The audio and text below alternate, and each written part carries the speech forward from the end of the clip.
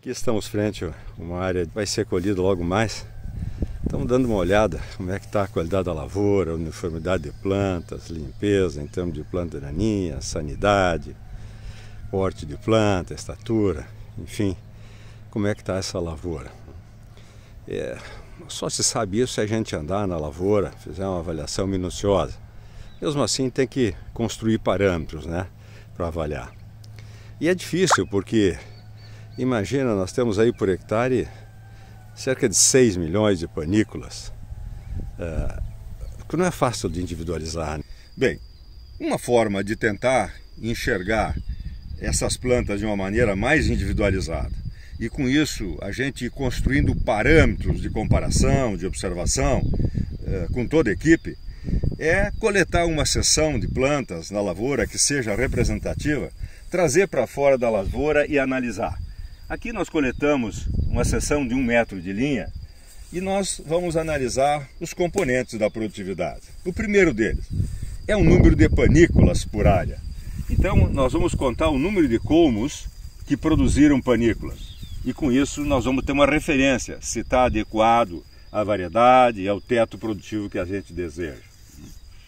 Outro aspecto que pode se olhar é a uniformidade dos colmos. Veja-se que aqui tem-se uma área com colmos até com um diâmetro bom, expressando uma panícula com um bom tamanho. Tá?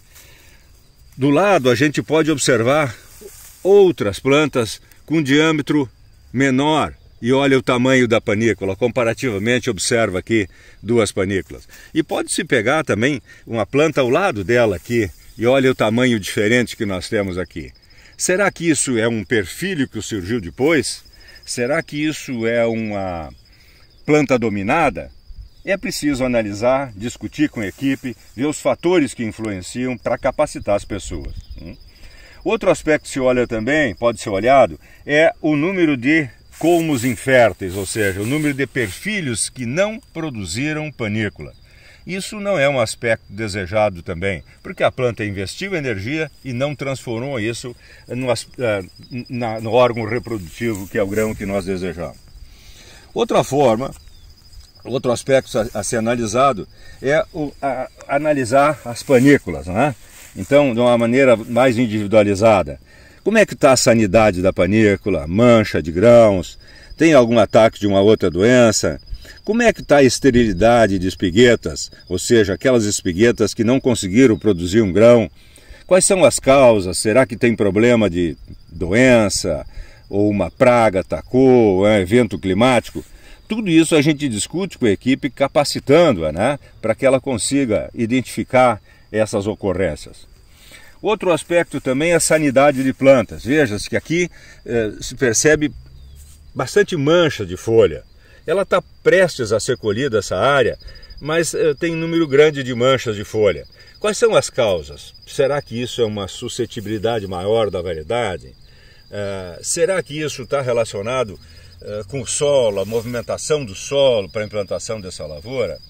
Ou será que isso pode estar relacionado com a aplicação do defensivo agrícola? Bom, aspectos como esse, né, analisando os componentes, que é o número de panículas por área, o número de grão por panícula, espiguetas estéreis e a massa de 1000 grãos, o peso, a massa de grãos, a gente vai identificar como é que está essa lavoura no seu estado fitossanitário, no seu estado de adubação, como é que está a saúde dessas plantas.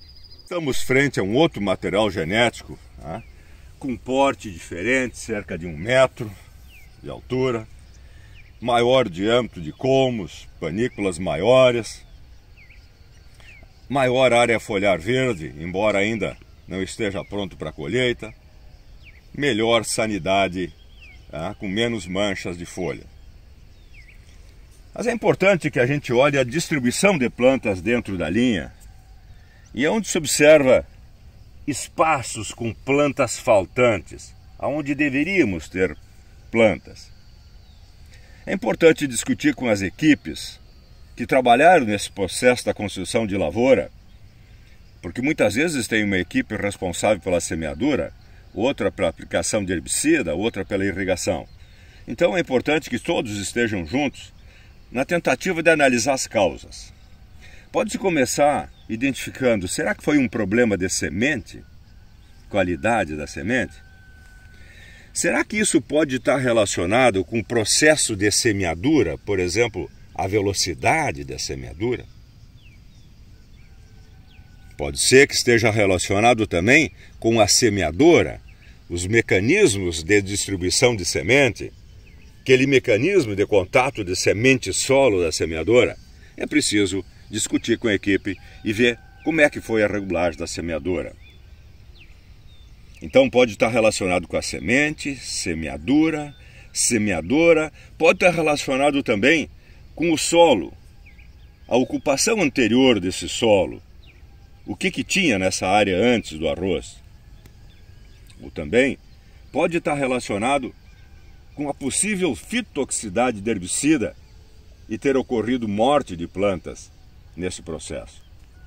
Então é importante que toda a equipe participe, a equipe que participou do processo da construção de lavoura, porque essa vai nos ajudar de forma muito assertiva a identificar as principais causas dessa ocorrência de distribuição desuniforme de plantas e aonde nós deveríamos ter mais plantas.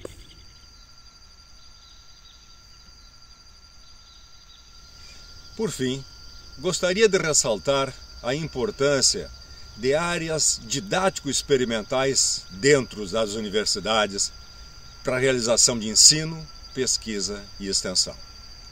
Com projetos de pesquisa, busca-se recursos para a realização dos nossos experimentos, das investigações científicas, tentando explicar fenômenos e colocar números em aspectos como esse que nós vimos. A partir daí, produz-se uma publicação científica para apresentar em congresso, reunião técnica ou numa revista científica. Esse mesmo material se utiliza para realizar ensino. Por exemplo, nesta semana, passou por aqui os últimos 2 semestres do curso de agronomia, onde eles puderam tornar práticos aspectos teóricos aprendidos em sala de aula, criar suas referências, adquirir experiência, criar confiança. Esse é um aspecto muito importante na formação de recursos humanos em todos os níveis, graduação ou pós-graduação.